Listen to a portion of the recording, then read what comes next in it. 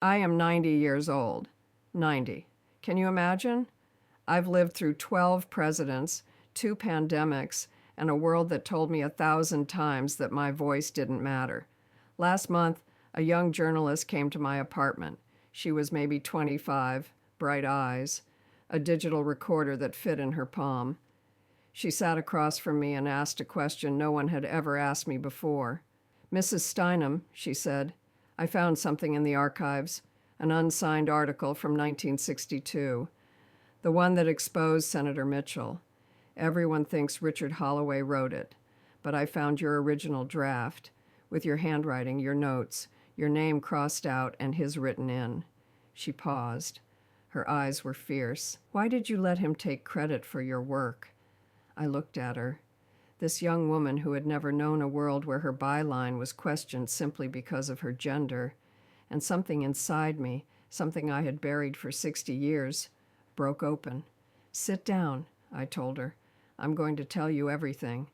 I was born in Toledo, Ohio in 1934, the same year the dust storms were choking the Midwest, the same year my mother had her first nervous breakdown.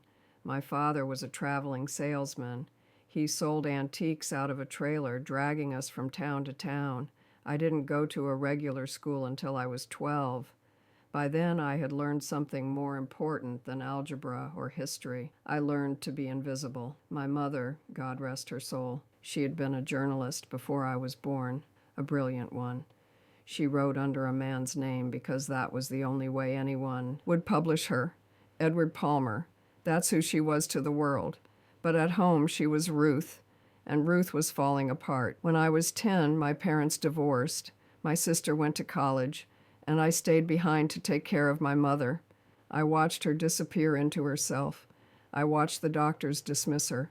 I watched the world tell her that her pain wasn't real, that her brilliance didn't matter, that she should just be quiet and grateful. And I promised myself, that will never be me. I was wrong, because it was me. For years, for decades, it was exactly me. I graduated from Smith College in 1956.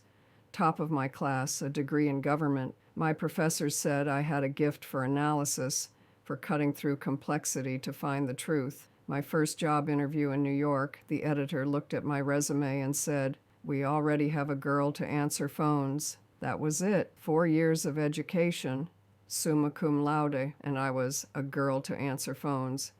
I finally got a job at a small political magazine. My title was research assistant. What that actually meant was I did the work and someone else got the credit. His name was Richard Holloway. 42 years old, silver hair, a smile that opened doors. He couldn't write his way out of a paper bag, but he knew how to shake hands and take meetings and accept awards. "Gloria," he said to me one day, I was 28, "you have talent, real talent, but the readers aren't ready for a woman writing about politics.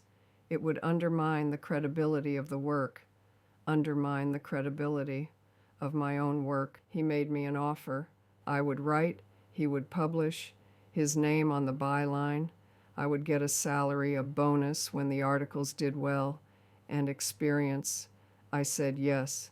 I said yes because I was 28 and alone in New York with $40 in my bank account. I said yes because my mother needed money for her medication. I said yes because I didn't know I could say no, and I kept saying yes for 15 years. In 1962, I got a tip about Senator Mitchell taking bribes from defense contractors. I spent 8 months on that story, 43 interviews, bank records, phone logs, 12,000 words, every one of them mine. When I handed Richard the final draft, he said, "This is the best thing you've ever written." For 1 second, I thought he was going to put my name on it. "We'll pitch it to the New York Times," he said. "Under my name, of course." The article brought down a senator.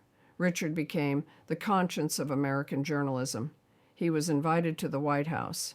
He wrote a best-selling book, which I also ghost-wrote, and I went back to my desk and started the next story.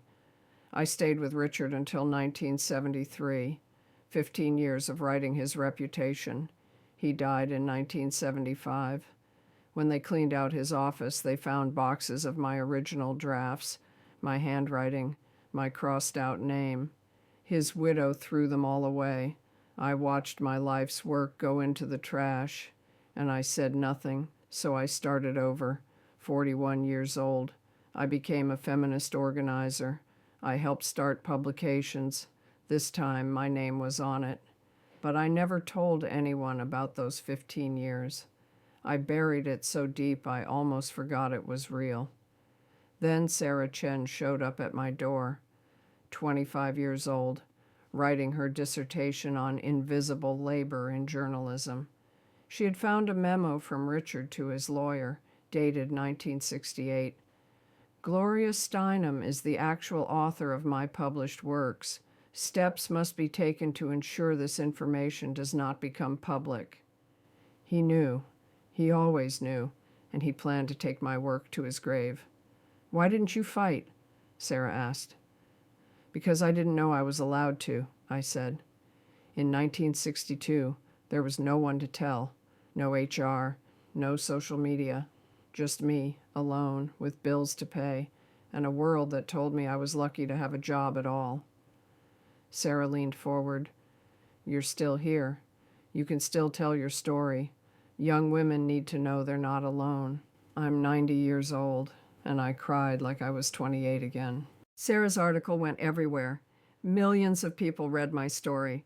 Thousands of women wrote to me with their own stories. Bosses who took their ideas, colleagues who claimed their research. We are everywhere. We always have been. Last week, the New York Times added my name to the 1962 story. 62 years later, co-author. I wrote every word, but I'll take it. Columbia invited me to speak. I told 400 students, your work deserves your name. Anyone who says otherwise is lying to you. A student asked, what would you tell your 28-year-old self? I would tell her, your name matters. When you let someone take credit for your work, you erase yourself from history. It's not humility, it's invisibility, and there's nothing noble about disappearing. I would tell her, it's never too late. I'm 90.